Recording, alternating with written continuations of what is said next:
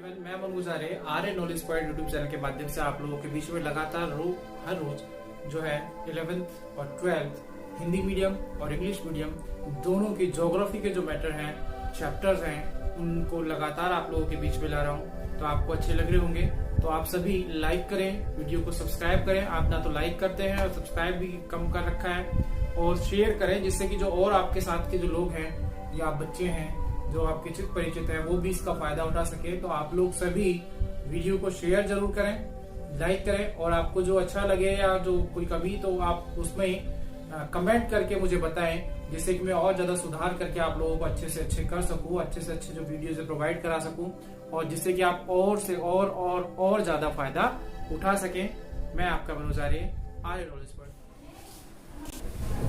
किसी भी व्यापार के लिए कुछ निम्न आधार होते हैं। व्यापार करने के लिए कुछ आधार होते हैं।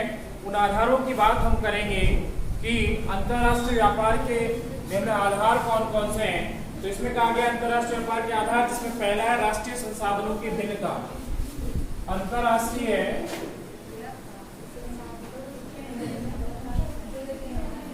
व्यापार के आधार, अंतरराष्ट्रीय व्यापार के आधार की बात करें तो आधारों में हम देखेंगे इसमें सबसे पहला आता है संसाधनों की भिन्नता।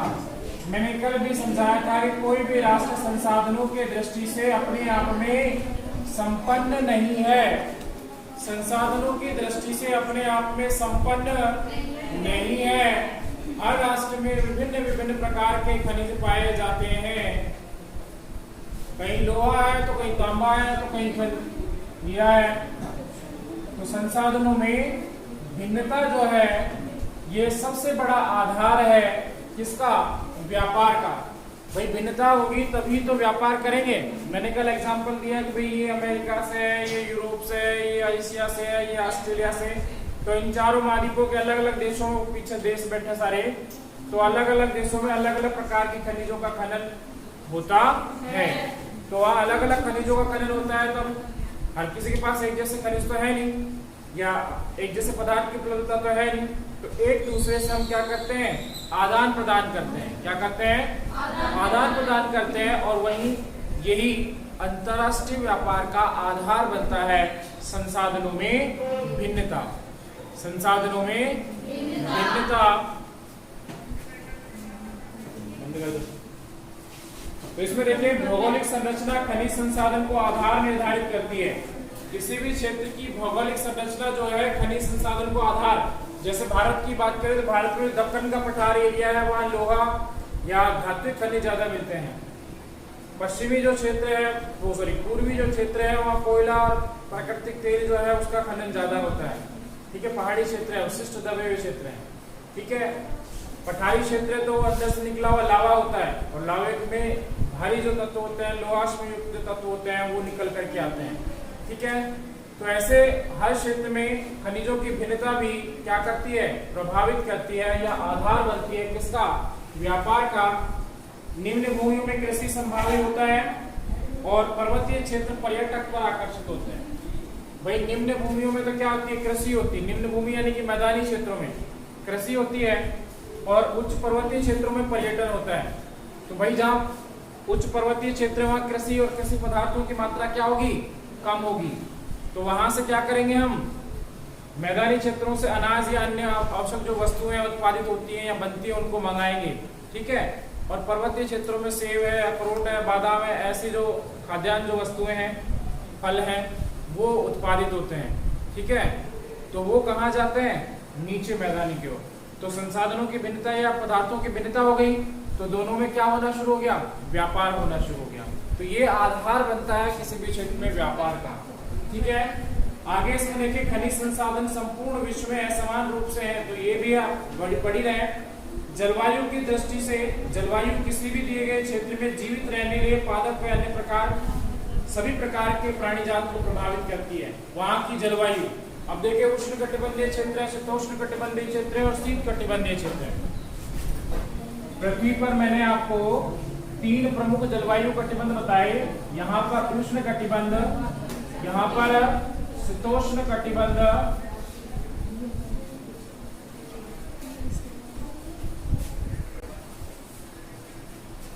मैंने कहा कि उष्ण कटिबंध, शीतोष्ण कटिबंध और शीत कटिबंध, तो इन क्षेत्रों में अलग अलग प्रकार की जलवायु और अलग अलग प्रकार के पेड़ पौधे प्रजातियां पाई जाती हैं। खनन भी अलग अलग प्रकार का होता है, संसाधन भी। अब जैसे कनाडा एक देश है उत्तर अमेरिका का, यहाँ तेल का खनन होता है, लकड़ी का काटना एक प्राथमिक क्रियाकलाप होते हैं।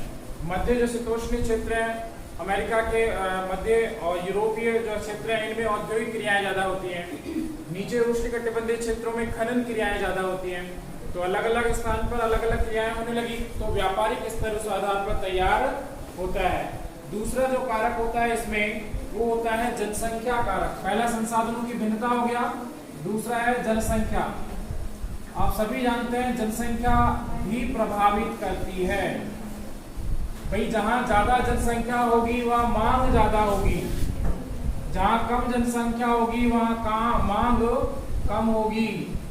ठीक है, मांग जो डिमांड जिसे हम कहते हैं इंग्लिश में, क्योंकि लोगों की जब संख्या बढ़ती है तो उनकी आवश्यकताएं बढ़ती हैं, और जब आवश्यकताएं बढ़ती हैं तो वो संसाधन अगर वहां उस क्षेत्र के आसपास क्षेत्र से पूरित हो रहे हैं तो ठीक है, अन्यथा वो क्या करने लगता है, आयात करने लगता है, मंगाने लगता है दूसरी जगह से।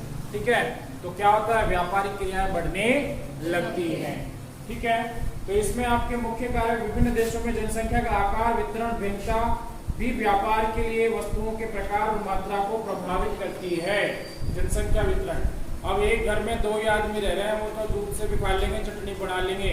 अब 10 आदमी रह रहे हैं तो भाई सब्जी तो लानी ही पड़ेगी और चीजें तो बनानी पड़ेंगी। ठीक है, तो उसके लिए सामान खरीदना पड़ेगा, तो परचूनी की दुकान पे जाना पड़ेगा, और जब परचूनी वाले का सामान बिकेगा तो परचूनी वाला भी कहीं से खरीद के लाएगा, और जो जहां से खरीद के ला रहा है तो वो बिक रहा है तो वो भी कहीं ना कहीं और उत्पादन करेगा। तो व्यापारिक क्रियाएं बढ़ती चली जाती हैं, मांग पर निर्धारित करती हैं, जनसंख्या के आधार पर, वितरण के आधार पर निर्धारित करती हैं।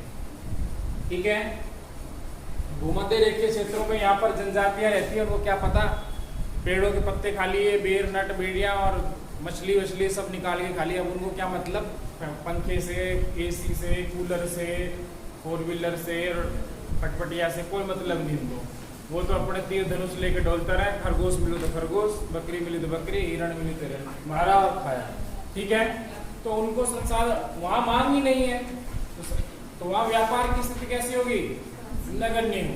ठीक है, इसमें सांस्कृतिक कारक, वही बता रहा था मैं, सांस्कृतिक कारक भी प्रभावित करते हैं। अब इसमें जनसंख्या की बात कर रहे हैं, इसमें सांस्कृतिक कारक भी प्रभावित करते हैं। क्या प्रभावित करते हैं, सांस्कृतिक कारक। अब देखो यहाँ पर देखो, अपने अलवर के आसपास अलवर, और यहाँ कोई धार्मिक स्थल ऐसा नहीं है ज्यादा बड़ा, लेकिन तो इसलिए यहाँ धार्मिक क्रियाकलाप संबंधी जो उत्पाद है वो कम होते हैं। लेकिन हरिद्वार, वाराणसी, यूपी, वृंदावन पूरा धार्मिक पर्यटन स्थल बना पड़ा है। ठीक है, तो वहाँ उसी तरीके के संसाधनों या उनकी आवश्यकताएं जो है उनकी तरीके से वहाँ पर, और लोग आते ज्यादा है, पर्यटक टूरिस्ट जो है ज्यादा आते हैं, तो इसलिए मांग भी वहाँ पर क्या होगी, भाई वहाँ टूरिस्ट आएंगे तो खाने के लिए भी, रुकने के लिए भी, परिवहन के लिए भी, और अन्य जो वस्तुएं हैं वो भी वहां से खरीदते हैं वो। ठीक है, तो व्यापार बढ़ता है। ठीक है, तो सांस्कृतिक जैसे चीनी मिट्टी है, और बड़े स्तर पर लें ढाका। ढाका जो है बांग्लादेश की राजधानी है और ढाका की मलबल प्रसिद्ध है। ठीक है, चीन का जो है, चीन की चीनी मिट्टी के बर्तन प्रसिद्ध हैं। ठीक है, वो चीनी मिट्टी के बर्तन विश्व में मांग है, उसकी विश्व में मांग है, पॉलिशिंग वाले और डिजाइनिंग वाले वो बर्तन जो है मिट्टी के, तो डिमांड भी है। तो ये सांस्कृतिक कारक, किसी संस्कृति की विशेष पहचान और वहाँ की वस्तुओं जो उत्पादित होती हैं, उदाहरण स्वरूप चीन द्वारा उत्पादित उत्तम कोटि के पॉलिशिंग वाले चीनी मिट्टी के बर्तन, ब्रोकेड, किमनाक, जरीदार बूटेदार कपड़ा, और ईरान के कालीन। ईरान के कालीन प्रसिद्ध है, ईरान जो देश है उसके कालीन प्रसिद्ध है, विश्व स्तर पर उनकी मांग है, जो जमीन में बिछाए जाते हैं फर्श वगैरह में कालीन। तो ये, और जनसंख्या का आकार, यहाँ सांस्कृतिक कारक हो गए।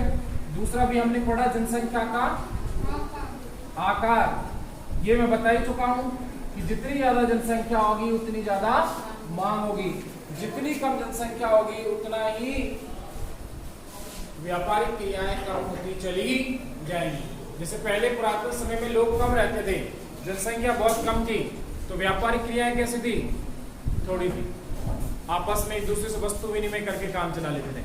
अब जनसंख्या हो गई ज्यादा, संसाधनों की आवश्यकता ज्यादा या आवश्यकता बढ़ रही है तो विदेशों से मंगाते, कोई यूरोप से ला रहा है, कहीं अमेरिका से मंगा रहा है, ट्रक तो नहीं जाएंगे, पानी के जहाजों से, हवाई जहाजों से आदान प्रदान वस्तुओं का हो रहा है, व्यापार बड़े स्तर पर हो रहा है। ठीक है, आगे इसमें आता है आर्थिक विकास की व्यवस्थाएं। तीसरा, पहला कारक हमने संसाधनों की भिन्नता के आधार, दूसरा जनसंख्या कारक, तीसरा है आर्थिक कारक बोल सकते हैं। आधार जो है वो आर्थिक कारक भी होते हैं भाई, प्रभावित करने वाले भी हो सकते हैं और आधार भी हो सकते हैं। आर्थिक विकास की अवस्था, अब किसी देश, मैंने अभी आपसे कहा कि भूमध्य रेखीय जो क्षेत्र में जनजातीय रहती है, अमेजन में रहती हो, अफ्रीका में रहती हो या हमारे भारत में रहती हो, उन जनजातीय क्षेत्रों, अंडमान निकोबार में जनजातीय रहती है, अब वहां विकास हुआ ही नहीं है, वहां विकास हुआ ही नहीं है। उनको क्या पता कि पंखा भी होता है कि नहीं होता है, उनको क्या पता है एसी भी होती है कि नहीं होती है। वो तो झील के किनारे जाकर बैठ जाएंगे, ठंडी ठंडी हवा ले लें, वहीं सो जाएंगे, आराम से पड़े रहेंगे 10-5 घंटे, पानी में कूद जाएंगे वहां जाके। ठीक है, खत्म उनका तो हो गया है। तो ये क्या है, जहां विकास ही नहीं हुआ, जहां पता ही नहीं है कि वो भोग वाली वस्तुएं कौन सी, तो वहां डिमांड क्या होगी, जीरो होगी, तो व्यापार क्या होगा, जीरो होगा। ठीक है, वो सामान्य क्षेत्रीय आसपास के क्षेत्र से उत्पादित वस्तुओं से अपनी आवश्यकताओं की पूर्ति कर लेगी। तो आर्थिक कारक जो है विकास जो भी है प्रभावित करता है। ठीक है, कृषि की दृष्टि से महत्वपूर्ण देश, विनिर्माण की वस्तुओं के लिए कृषि उत्पाद विनिमय किया जाता है, जबकि औद्योगिक राष्ट्र, अब देखो आर्थिक, अब कुछ राष्ट्र होते हैं कृषि प्रधान, कुछ राष्ट्र हैं कृषि प्रधान और कुछ राष्ट्र हैं औद्योगिक प्रधान, जिनमें औद्योगिक विकास हो गया है। क्या हो गया है, औद्योगिक विकास हो गया है। अब कृषि प्रधान भारत जैसे देश में तो कृषि उत्पाद, चावल उग रहा है, दाल उग रही है, चावल में दाल उगाते हैं, दाल में पहला स्थान, चावल उगा रहे हैं, दाल उगा रहे हैं, कपास उगा रहे हैं, अन्य उत्पाद चाय उगा रहे हैं। ठीक है, कॉफी, विश्व में हमारे भारत की, दक्षिण भारत की जो कॉफी है, कॉफी अरेबिका और रोबस्ता, 2 प्रकार की कॉफियां हमारी प्रसिद्ध हैं, सुगंधित, भारत निर्यात करता है कॉफी का यहाँ से। ठीक है, तो कृषि प्रधान है, तो यहाँ से कृषि उत्पाद ही क्या होंगे, निर्यात किए जाएंगे। लेकिन औद्योगिक दृष्टिकोण से विकसित देशों में मशीनरी का निर्यात, जैसे मैं एग्जांपल दे रहा था कि राफेल मंगा रहे हैं, कहीं लड़ाकू विमान, कहीं औद्योगिक पोत मंगा रहे हैं, कहीं मशीनरी मंगा रहे हैं, कहीं कुछ मंगा रहे हैं, तो ये सब औद्योगिक विकास पर है। जहां जैसा विकास है वहां वैसे संसाधनों का या व्यापार का स्तर होगा। औद्योगिक स्तर पर पैसा ज्यादा आता है, एक पंखा खरीदने जाओ 1000 का है, 1500 का है, 2000 का है, 3000 का है। ठीक है, ये तो हो गया कहाँ पे, औद्योगिक राष्ट्रों की बात करें।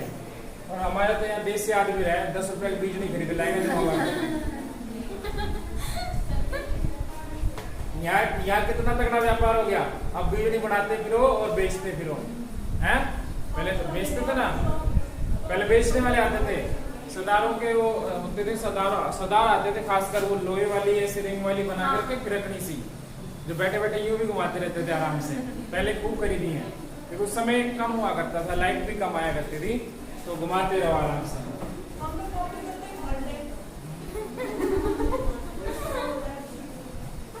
चलो आगे आती विदेशी निवेश की सीमा। विदेशी निवेश की सीमा, और विदेशी निवेश भी प्रभावित करती। विदेशी निवेश क्या होता है, किसी भी उद्योग को, किसी कार्य को करने के लिए दूसरा देश पूंजी लगाए। क्या लगाए, दूसरा देश पूंजी लगाए। ठीक है, मान लीजिए भारत के पास पैसा कम है, मान लीजिए, तो जापान में या लगा, भिवाड़ी में लगाए, जापानी जोन लगाए।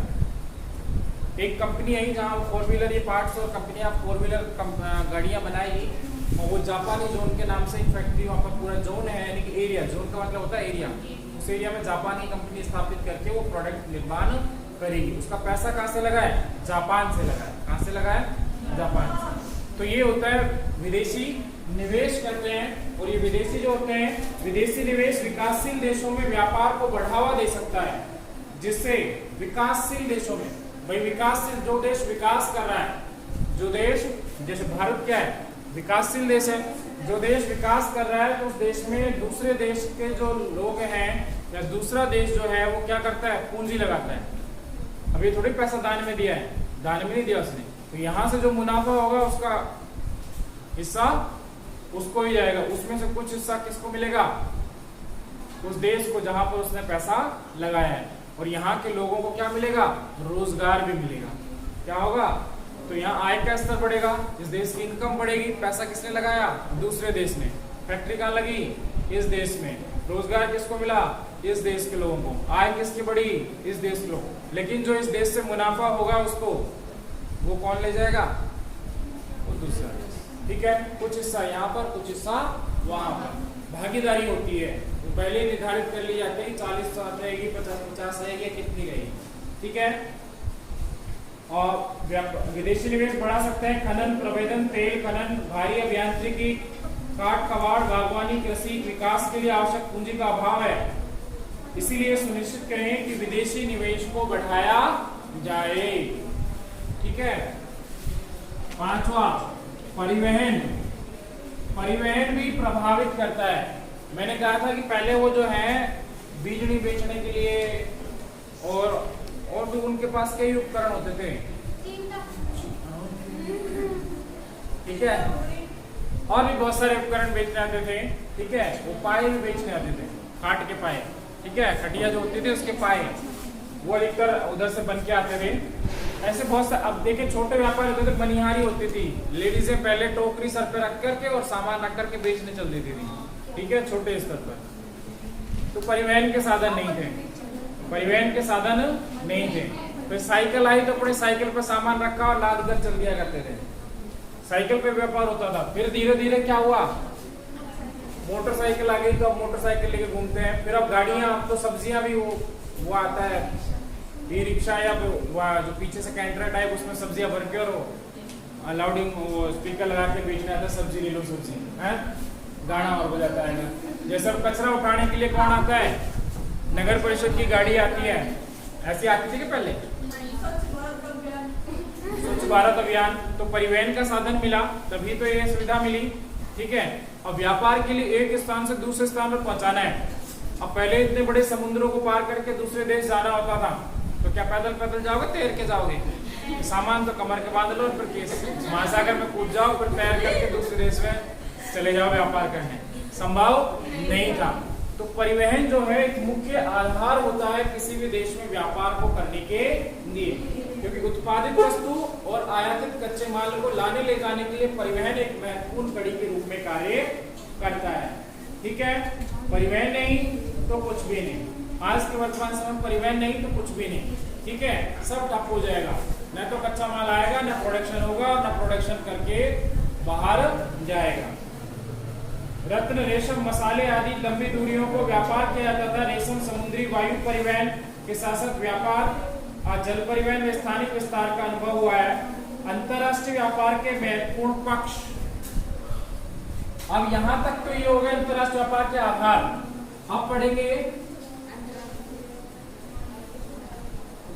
अंतरराष्ट्रीय व्यापार के महत्वपूर्ण पक्ष। अब वो महत्वपूर्ण पक्ष कौन से हैं अंतरराष्ट्रीय व्यापार के, वो देखेंगे। तो अंतरराष्ट्रीय व्यापार के जो महत्वपूर्ण पक्ष रखे गए उनमें सबसे पहला है व्यापार का परिणाम, व्यापार का संयोजन, व्यापार की दिशा। तो इसमें पहला पढ़ेंगे हम व्यापार का परिणाम,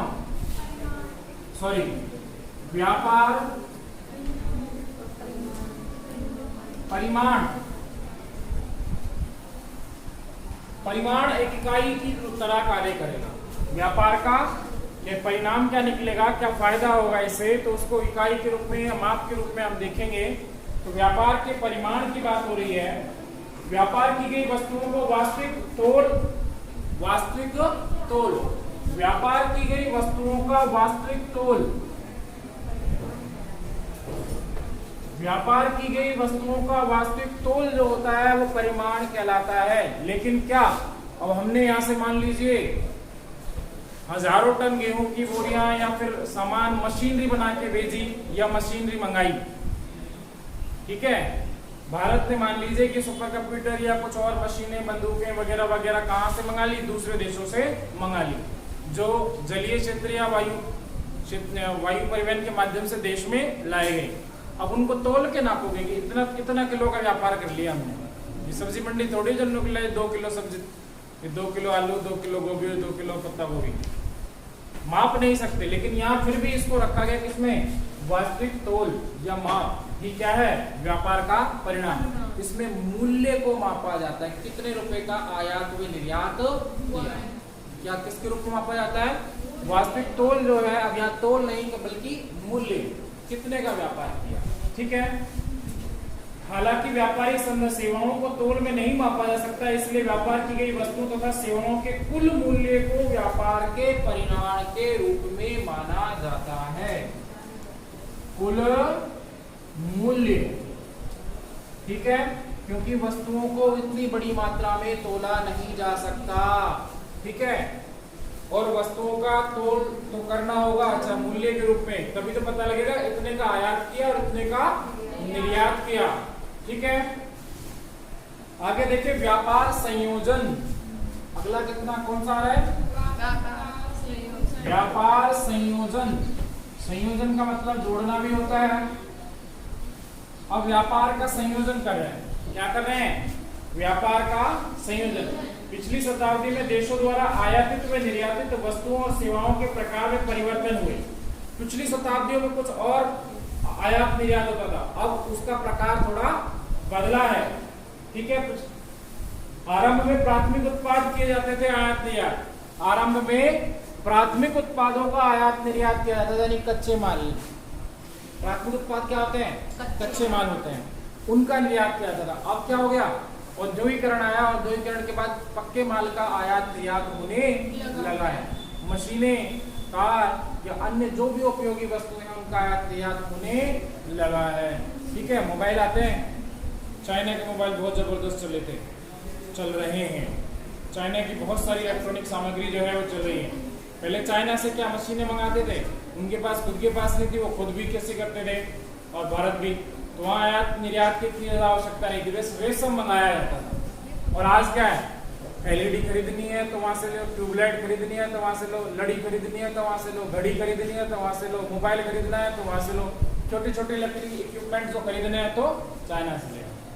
ठीक है, तो जापान से ले, क्योंकि ये चाइना और जापान से, खासकर चाइना नजदीक पड़ता है तो चाइना से मंगा लेते हैं। ठीक है, तो ये क्या है, अब व्यापार की दिशा में परिवर्तन हो गया। बाद में विनिर्मित वस्तुओं ने प्रमुखता प्राप्त कर ली। विनिर्माण में पढ़ा चुका हूं, कच्चे माल से पक्के माल में परिवर्तित करना। वर्तमान समय में यद्यपि विश्व व्यापार का अधिकांश विनिर्माण क्षेत्र आधिपत्य में है, सेवा क्षेत्र जिसमें यात्रा, परिवहन, अन्य व्यावसायिक सेवाएं सम्मिलित हैं, ऊपरीगामी परिवर्ती दशा रहा है। तो आप देख सकते हैं इसमें कि जो वस्तुओं का संयोजन की बात हो रही थी, जो अवस्था जो है यहाँ पढ़ा हमने व्यापार संयोजन, अब स्थिति बदल गई। कच्चे माल की जगह किसका व्यापार होने लगा, पक्के माल का। ठीक है, विश्व व्यापार महाद्वीपों की हिस्सेदारी में परिवर्तन हुआ है। क्या हुआ, विश्व व्यापार में महाद्वीपों की हिस्सेदारी में परिवर्तन हुआ है। अगला आता है व्यापार की दिशा। तीसरा आता है व्यापार की दिशा, कि व्यापार किस दिशा की ओर जा रहा है। व्यापार संयोजन में आप देखें तो स्वरूप बदला, और व्यापार की दिशा किस दिशा में हम अग्रसर देखें, लगातार जो है व्यापार में परिवर्तन हो रहा है। ऐतिहासिक रूप से वर्तमान कालिक विकासशील देश मूल्यपरक वस्तुओं तथा शिल्प आदि का निर्यात करते थे। पहले मूल्यपरक, मूल्यवान जवाहरात, हीरे, मोती, रेशम, मखमल, इनके कपड़ों का आदि का निर्यात करते थे। अब वो स्वरूप बदला धीरे धीरे। तो किस दिशा की ओर जा रहा है ये देखेंगे। अब यूरोपीय देशों में निर्यात की जाती थी। 19वीं शताब्दी के दौरान व्यापार की दिशा में प्रत्यावर्तन हुआ। प्रत्यावर्तन मतलब परिवर्तन हुआ। क्या हुआ, परिवर्तन हुआ, और उस परिवर्तन का परिणाम क्या निकला कि विनिर्माण, यूरोपीय देशों ने विनिर्माण वस्तुओं को बनाना, यानी कि कच्चे माल से पक्के माल में वस्तुओं को परिवर्तित किया और निर्यात करना शुरू कर दिया। उपनिवेशों में खाद्य पदार्थ तथा कच्चे माल के बदले निर्यात करना शुरू कर दिया। यूरोप और संयुक्त राज्य अमेरिका विश्व के बड़े व्यापारिक साझेदार के रूप में उभरे थे। ये दो देश क्योंकि विकसित हो गए, पहले यूरोप विकसित हुआ, फिर यूरोप के लोग गए अमेरिका, तो अमेरिका ने विकास कर लिया। तो ये दो बड़े विश्व स्तर पर साझेदार के रूप में निकल के आए और व्यापारिक क्रियाओं में सबसे आगे यूरोप और अमेरिका हो गए। जो कच्चे माल को खरीद करके पक्के माल बनाकर बेचने वाले देशों के रूप में या निर्यातक देशों के रूप में सामने आए। विश्व में कोई भी देश चाहे तो इनसे अपना सामान खरीद सकता था, क्योंकि इन्होंने प्रोडक्ट बनाए। अब खरीदने कहाँ जाओगे, हर कोई तो बनाता नहीं है भाई, फैक्ट्री तो एक दो ही लगाते हैं, हर कोई अपने घर में फैक्ट्री थोड़ी ना लगा के बैठता है, हर कोई गेहूं अपने घर में थोड़ी ना उगाता है। तो ये वैश्विक स्तर पर एक दो साझेदार, दो बड़े व्यापारी, जो कह सकते हैं दो बड़े व्यापारी उभर करके आए। ठीक है, आगे देखें, इसमें 20वीं शताब्दी के उत्तरार्ध में विश्व व्यापार की पद्धति में तीव्र परिवर्तन हुआ और यूरोप के उपनिवेशवाद समाप्त हो गया। भारत, चीन व अन्य विकासशील देश विकसित देशों की प्रतिस्पर्धा शुरू कर दी। भाई व्यापार की दिशा में क्या है, 19वीं शताब्दी और 20वीं शताब्दी तक औद्योगिक क्रांति आ गई, तो विकासशील देश थे, उपनिवेशवाद खत्म हो गया। सन 1947 में हम आजाद हो गए, चीन आजाद, पूर्वी जो राष्ट्र थे आजाद, अफ्रीका के बहुत सारे राजा आजाद। तो उन्होंने अपना विकास करना शुरू कर दिया, और जब विकास किया तो अपने प्रोडक्ट बनाए तो क्या करना शुरू कर दिया, उनको बेचना शुरू कर दिया। तो विश्व में प्रतिस्पर्धा जो चल रही थी उसमें अपनी हिस्सेदारी बढ़ाना, तो व्यापार की दिशा परिवर्तित हुई। कच्चे माल से लेकर के और सभी जो देश जो कच्चा माल उत्पादन करते थे, आप पक्का माल बना करके, विनिर्मित माल बना करके बेचने लगे। आज हमारे यहाँ पर एल्युमिनियम में से वस्तुएं और पुर्जे बनते हैं, लोहे से भी बनते हैं, तारे भी बनती हैं, अन्य खनन भी, और बहुत सारे काम होने लगे, पहले नहीं था। ठीक है, व्यापार की दिशा में परिवर्तन हुआ। क्या हुआ, व्यापार की दिशा में परिवर्तन। अगला आता है व्यापार संतुलन। यहाँ देखिए, इसमें चौथा प्रकार है व्यापार संतुलन। व्यापार संतुलन को समझिए कि क्या होता है। संतुलन का मतलब होता है कि तराजू के दो पलड़े हैं, उनको बिल्कुल बराबर रखें। तो इसमें व्यापार संतुलन में दो चीजों को देखना है, आयात और निर्यात, और बीच में मैंने क्या लगा दिया, बराबर। तो यहाँ क्या है, अब संतुलन है यहाँ पर, आयात और निर्यात। अब देखो, इसमें आयात ज्यादा हो जाए और निर्यात कम हो जाए, आयात कम हो जाए और निर्यात ज्यादा हो जाए, तो ये दो स्थिति बनती है। व्यापार संतुलन की बात कर रहे थे, आयात और निर्यात जब दोनों बराबर हो, यानी कि 100 रुपए का आयात किया और 100 रुपए का निर्यात किया, तो दोनों क्या हो गए, बराबर। यहाँ व्यापार संतुलन की स्थिति होती है, ना तो लाभ होता है ना हानि होती है। लेकिन आयात तो किया हमने कितने का, 100 रुपए का, निर्यात कर दिया हमने 200 रुपए का, तो यहाँ निर्यात किया मतलब बेचा है, आयात किया मतलब खरीदा है, तो 100 रुपए का क्या हो गया, मुनाफा। तो यहाँ संतुलन नहीं है, बल्कि यहाँ धनात्मक संतुलन या लाभ की स्थिति है। क्या है यहाँ, लाभ की स्थिति, व्यापार से लाभ हुआ है। और हम यहाँ आयात तो कर लिया हमने 200 रुपए का और निर्यात किया हमने 100 रुपए का, तो यहाँ 100 रुपए का घाटा हो गया, तो यहाँ ऋणात्मक स्थिति है। क्या है, ऋणात्मक। तो ऋणात्मक और धनात्मक व्यापार में दो स्थिति आती है, लाभ और हानि। लेकिन जब आयात और निर्यात दोनों बराबर हो जाए तो क्या हो जाता है, व्यापार का संतुलन वाली अवस्था आ जाती है, जहां पर न तो लाभ होगा और न हानि होगी। कल पढ़ेंगे हम अंतरराष्ट्रीय व्यापार के प्रकार, कि अंतरराष्ट्रीय व्यापार के प्रकार कौन कौन से हैं।